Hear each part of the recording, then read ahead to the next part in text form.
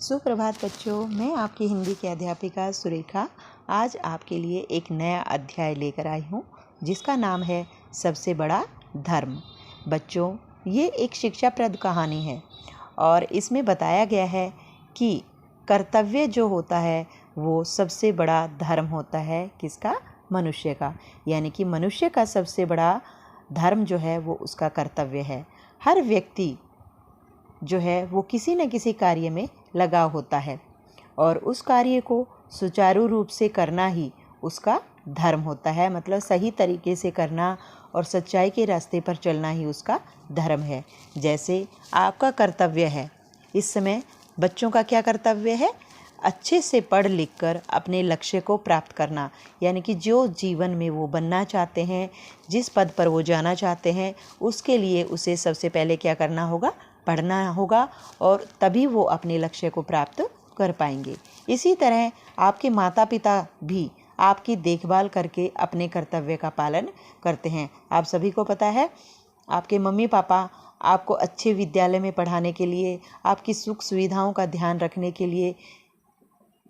लिए वे भी अपने कर्तव्य का क्या कर रहे हैं? पालन कर रहे हैं। तो आइए इस कहानी के माध्यम से जानते हैं कि किस तरह एक साधु महाराज जो है वो अपने कर्तव्य की शक्ति का महत्व उसे समझ में आ गया था। पहले उसे अपनी ताकत पर बहुत घमंड था, लेकिन उसे अपने कर्तव्य और अपनी शक्ति का महत्व कहानी के अंत तक समझ में आ जाता है और कौन लोग होते हैं जो उसे उसके कर्तव्य से जो है परिचित कराते हैं। तो आइए चलते हैं, इस पाठ का अध्ययन करते हैं। तो बहुत पुरानी बात है, गंगाधर नाम का एक साधु था। क्या नाम था साधु का? गंगाधर। वह भिक्षा मांगकर जीवन यापन करता था। भिक्षा यानी कि भीख मांगकर जीवन यापन मतलब अपना गुजारा करता था, जीवन जीता था। वह बहुत क्रोधी स्वभाव का था। कैसे स्वभाव का था?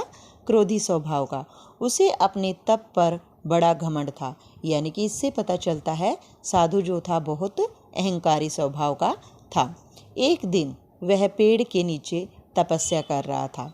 उसी पेड़ पर बैठा कौवा बार बार उसकी तपस्या भंग कर रहा था। कहाँ बैठकर तपस्या कर रहा था साधु? पेड़ के नीचे। और उसकी तपस्या को भंग किसने किया? कौवे ने। इस पर साधु को बड़ा क्रोध आ गया, यानी कि उसे बहुत गुस्सा आ जाता है। उसने कोए की तरफ जैसे ही क्रोध से देखा, वह जलकर भस्म हो गया। यानी कि जो है वो जल जाता है। किससे? क्रोध की अग्नि से। जो है जैसे ही साधु ने उसे क्रोध से देखा, गुस्से से देखा, जिसकी वजह से वह कौवा क्या हो गया? जलकर भस्म हो गया। साधु को अपनी शक्ति पर बड़ा घमंड हुआ। यानी कि उसे बड़ा घमंड हुआ और बहुत खुश हुआ कि देखो, मैंने अपनी शक्ति से जो है एक कौवे को जलाकर भस्म कर दिया। एक दिन साधु भिक्षा मांगने निकला, यानी कि भीख मांगने निकला। भिक्षा मांगते मांगते वह एक ऐसे घर के द्वार पर रुका। घर के बाहर किसी को न पाकर उसने आवाज़ लगाई, कोई है जो इस साधु को भिक्षा दे सके। यानी कि वो भिक्षा मांगने जाता है तो किसी के घर के द्वार पर रुकता है और बाहर किसी को ना देखकर वो आवाज़ लगाता है कि कोई है जो इस साधु को भीख दे सके। कुछ देर बाद एक स्त्री अन्न से भरा कटोरा लेकर बाहर आई। अन्न से भरा मतलब अनाज से भरा हुआ पात्र भरकर लेकर आती है। तभी उसका पति खेत से वापस आ गया। उसी समय जो है जब वो घर से अनाज का कटोरा लेकर आई अंदर से, उसी समय उनका पति जो है, उस औरत का पति जो है वो भी खेत से वापस आ जाता है।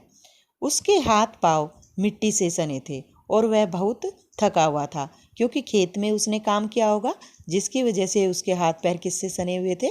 मिट्टी से। और वह थका हुआ भी बहुत था क्योंकि उसने मेहनत का काम किया था।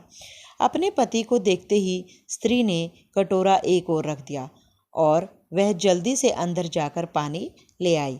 अब पति थका हुआ था, हाथ पैर मिट्टी से सने हुए थे, तो वह उस बर्तन को, अनाज वाले बर्तन को एक साइड में रख देती है, एक तरफ रख देती है और जो है जल्दी से अंदर से जाकर क्या लेकर आती है? पानी लेकर आती है और अपने पति के हाथ पाँव धुलवाए और उसने फिर अपने हाथ पति के जो है हाथ पांव पानी डालकर धुलवाए। उसके बाद वह कटोरा लेकर उस साधु के पास आई और बाद में जो है वह कटोरा उठाती है और साधु के पास जाती है। साधु ने क्रोध से तमतमाते हुए उस स्त्री से कहा, यानी कि गुस्से से लाल हो गया, और उसने कहा, उस औरत से कहा, तूने मेरा अपमान किया है। अपमान यानी कि मेरा अनादर किया है। तुझे इसका दंड भुगतना पड़ेगा। अब वह गुस्से से लाल पीला हो रहा था और उससे कहा, तुम्हें इसकी सजा मिलेगी। मैं अभी तुझे जलाकर भस्म कर दूंगा। और वह उस औरत को कहता है कि मैं तुरंत तुम्हें जो है क्या कर दूंगा, जलाकर भस्म कर दूंगा, नष्ट कर दूंगा। साधु की आंखें क्रोध से लाल हो रही थी, परंतु यह क्या, अब एक साधु को ये शोभा देता है कि वह गुस्से से आग बबूला हो जाए, और उस गुस्से के कारण उसकी आंखें भी कैसी दिखाई दे रही थी, लाल दिखाई दे रही थी। साधु के क्रोध से स्त्री जो है वो भस्म नहीं हुई। अब वो भस्म क्यों नहीं हुई, ये सोचने वाली बात है कि उसने गुस्सा किया और उसकी तरफ देखा, लेकिन वह भस्म नहीं हुई। साधु सोचने लगा, मैंने अपने क्रोध से कितनों को भस्म किया है, परंतु यह स्त्री भस्म क्यों नहीं हुई। अब वो सोचता है कि मैंने कितनों को तो भस्म किया है गुस्से से, लेकिन ये भस्म क्यों नहीं हुई। तो साधु सोचने लगता है कि वह औरत मेरे गुस्से से क्यों नहीं जली। ऐसी उसके पास कौन सी दैवीय शक्ति है जिसकी वजह से वो नहीं जली। मुझे इससे पता करना चाहिए। यह सोचते हुए साधु ने अपना क्रोध शांत किया और उस स्त्री से विनम्रता से पूछा, देवी, तुम्हारे पास कौन सी शक्ति है जो मेरे क्रोध से तुम्हारी रक्षा कर रही है, यानी कि मेरे गुस्से से तुम्हें बचा रही है। ऐसी कौन सी ताकत है तुम्हारे पास। स्त्री ने हंसते हुए उत्तर दिया, महाराज, दामोदरपुर गांव में मेरे गुरु हरिराम रहते हैं। कौन से गांव में रहते हैं? दामोदरपुर में। और गुरु का नाम क्या है? हरिराम। यानी कि मेरे गुरु हरिराम रहते हैं। वही आपको इस शक्ति के बारे में बताएंगे। यानी कि एक वही व्यक्ति हैं जो आपको मेरी ताकत के बारे में बता सकते हैं कि मैं आपके क्रोध से जो है कि भस्म क्यों नहीं हुई। इसलिए आप उनसे जाकर मिलो। अगर आप उनसे मिलोगे और उनसे पूछोगे तो वो इस बारे में आपको अवश्य बता देंगे। तो बच्चों, आज हम इतना ही एक ही पृष्ठ का अध्ययन करेंगे और अगले पृष्ठ का जो है हम अगली कक्षा में अध्ययन करेंगे। आप इस पृष्ठ को अच्छे से पढ़ेंगे और इसके शब्दार्थों को भी अच्छे से याद करेंगे, क्योंकि हमें जो है जब तक हम इस पाठ का दोहराई कार्य नहीं करेंगे तब तक हमें नहीं पता चलेगा कि इस पाठ में हमें क्या शिक्षा दी गई है या इस पाठ में हमें क्या बताया गया है। धन्यवाद। घर पर रहिए, सुरक्षित रहिए। सुप्रभात बच्चों, मैं आपकी हिंदी की अध्यापिका सुरेखा आज आपके लिए एक नया अध्याय लेकर आई हूँ जिसका नाम है सबसे बड़ा धर्म। बच्चों, ये एक शिक्षाप्रद कहानी है और इसमें बताया गया है कि कर्तव्य जो होता है वो सबसे बड़ा धर्म होता है। किसका? मनुष्य का। यानी कि मनुष्य का सबसे बड़ा धर्म जो है वो उसका कर्तव्य है। हर व्यक्ति जो है वो किसी न किसी कार्य में लगा होता है और उस कार्य को सुचारू रूप से करना ही उसका धर्म होता है। मतलब सही तरीके से करना और सच्चाई के रास्ते पर चलना ही उसका धर्म है। जैसे आपका कर्तव्य है, इस समय बच्चों का क्या कर्तव्य है? अच्छे से पढ़ लिख कर अपने लक्ष्य को प्राप्त करना। यानी कि जो जीवन में वो बनना चाहते हैं, जिस पद पर वो जाना चाहते हैं, उसके लिए उसे सबसे पहले क्या करना होगा? पढ़ना होगा, और तभी वो अपने लक्ष्य को प्राप्त कर पाएंगे। इसी तरह आपके माता पिता भी आपकी देखभाल करके अपने कर्तव्य का पालन करते हैं। आप सभी को पता है, आपके मम्मी पापा आपको अच्छे विद्यालय में पढ़ाने के लिए, आपकी सुख सुविधाओं का ध्यान रखने के लिए वे भी अपने कर्तव्य का क्या कर रहे हैं? पालन कर रहे हैं। तो आइए इस कहानी के माध्यम से जानते हैं कि किस तरह एक साधु महाराज जो है वो अपने कर्तव्य की शक्ति का महत्व उसे समझ में आ गया था। पहले उसे अपनी ताकत पर बहुत घमंड था, लेकिन उसे अपने कर्तव्य और अपनी शक्ति का महत्व कहानी के अंत तक समझ में आ जाता है और कौन लोग होते हैं जो उसे उसके कर्तव्य से जो है परिचित कराते हैं। तो आइए चलते हैं, इस पाठ का अध्ययन करते हैं। तो बहुत पुरानी बात है, गंगाधर नाम का एक साधु था। क्या नाम था साधु का? गंगाधर। वह भिक्षा मांगकर जीवन यापन करता था। भिक्षा यानी कि भीख मांगकर जीवन यापन मतलब अपना गुजारा करता था, जीवन जीता था। वह बहुत क्रोधी स्वभाव का था। कैसे स्वभाव का था? क्रोधी स्वभाव का। उसे अपने तप पर बड़ा घमंड था। यानी कि इससे पता चलता है साधु जो था बहुत अहंकारी स्वभाव का था। एक दिन वह पेड़ के नीचे तपस्या कर रहा था।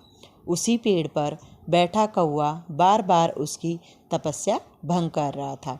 कहाँ बैठकर तपस्या कर रहा था साधु? पेड़ के नीचे। और उसकी तपस्या को भंग किसने किया? कौवे ने। इस पर साधु को बड़ा क्रोध आ गया, यानी कि उसे बहुत गुस्सा आ जाता है। उसने कोए की तरफ जैसे ही क्रोध से देखा, वह जलकर भस्म हो गया। यानी कि जो है वो जल जाता है। किससे? क्रोध की अग्नि से। जो है जैसे ही साधु ने उसे क्रोध से देखा, गुस्से से देखा, जिसकी वजह से वह कौवा क्या हो गया? जलकर भस्म हो गया।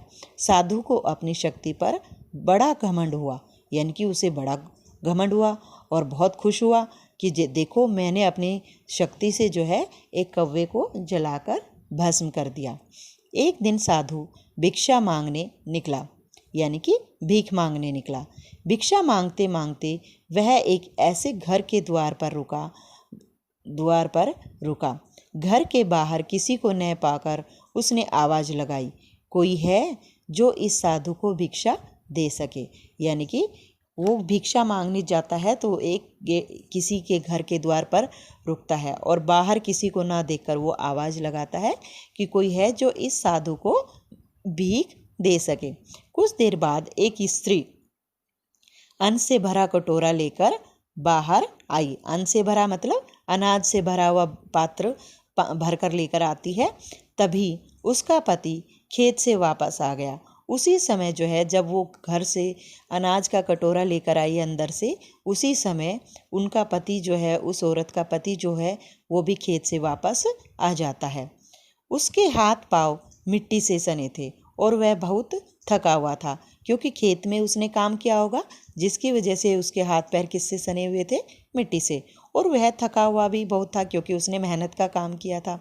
अपने पति को देखते ही स्त्री ने कटोरा एक ओर रख दिया और वह जल्दी से अंदर जाकर पानी ले आई।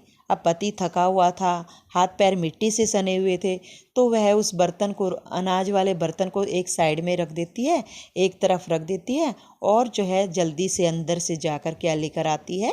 पानी लेकर आती है और अपने पति के हाथ पाँव धुलवाए। और उसने फिर अपने पति के जो है हाथ पाँव पानी डालकर धुलवाए। उसके बाद वह कटोरा लेकर उस साधु के पास आई और बाद में जो है वह कटोरा उठाती है और साधु के पास जाती है। साधु ने क्रोध से तमतमाते हुए उस स्त्री से कहा, यानी कि गुस्से से लाल हो गया, और उसने कहा, उस औरत से कहा, तूने मेरा अपमान किया है। अपमान यानी कि मेरा अनादर किया है, तुझे इसका दंड भुगतना पड़ेगा। अब वह गुस्से से लाल पीला हो रहा था और उससे कहा, तुम्हें इसकी सजा मिलेगी, मैं अभी तुझे जलाकर भस्म कर दूंगा। और वह उस औरत को कहता है कि मैं तुरंत तुम्हें जो है क्या कर दूंगा? जलाकर भस्म कर दूंगा, नष्ट कर दूंगा। साधु की आंखें क्रोध से लाल हो रही थी, परंतु यह क्या, अब एक साधु को ये शोभा देता है कि वह गुस्से से आग बबूला हो जाए, और उस गुस्से के कारण उसकी आंखें भी कैसी दिखाई दे रही थी? लाल दिखाई दे रही थी। साधु के क्रोध से स्त्री जो है वो भस्म नहीं हुई। अब वो भस्म क्यों नहीं हुई? ये सोचने वाली बात है कि उसने गुस्सा किया और उसकी तरफ देखा, लेकिन वह भस्म नहीं हुई। साधु सोचने लगा, मैंने अपने क्रोध से कितनों को भस्म किया है, परंतु यह स्त्री भस्म क्यों नहीं हुई। अब वो सोचता है कि मैंने कितनों को तो भस्म किया है गुस्से से, लेकिन ये भस्म क्यों नहीं हुई। तो साधु सोचने लगता है कि वह औरत मेरे गुस्से से क्यों नहीं जली। ऐसी उसके पास कौन सी दैवीय शक्ति है जिसकी वजह से वो नहीं जली। मुझे इससे पता करना चाहिए। यह सोचते हुए साधु ने अपना क्रोध शांत किया और उस स्त्री से विनम्रता से पूछा, देवी, तुम्हारे पास कौन सी शक्ति है जो मेरे क्रोध से तुम्हारी रक्षा कर रही है, यानी कि मेरे गुस्से से तुम्हें बचा रही है? ऐसी कौन सी ताकत है तुम्हारे पास? स्त्री ने हंसते हुए उत्तर दिया, महाराज, दामोदरपुर गांव में मेरे गुरु हरिराम रहते हैं। कौन से गांव में रहते हैं? दामोदरपुर में। और गुरु का नाम क्या है? हरिराम। यानी कि मेरे गुरु हरिराम रहते हैं। वही आपको इस शक्ति के बारे में बताएंगे। यानी कि एक वही व्यक्ति हैं जो आपको मेरी ताकत के बारे में बता सकते हैं कि मैं आपके क्रोध से जो है कि भस्म क्यों नहीं हुई। इसलिए आप उनसे जाकर मिलो। अगर आप उनसे मिलोगे और उनसे पूछोगे तो वो इस बारे में आपको अवश्य बता देंगे। तो बच्चों, आज हम इतना ही एक ही पृष्ठ का अध्ययन करेंगे और अगले पृष्ठ का जो है हम अगली कक्षा में अध्ययन करेंगे। आप इस पृष्ठ को अच्छे से पढ़ेंगे और इसके शब्दार्थों को भी अच्छे से याद करेंगे, क्योंकि हमें जो है जब तक हम इस पाठ का दोहराई कार्य नहीं करेंगे तब तक हमें नहीं पता चलेगा कि इस पाठ में हमें क्या शिक्षा दी गई है या इस पाठ में हमें क्या बताया गया है। धन्यवाद। घर पर रहिए, सुरक्षित रहिए।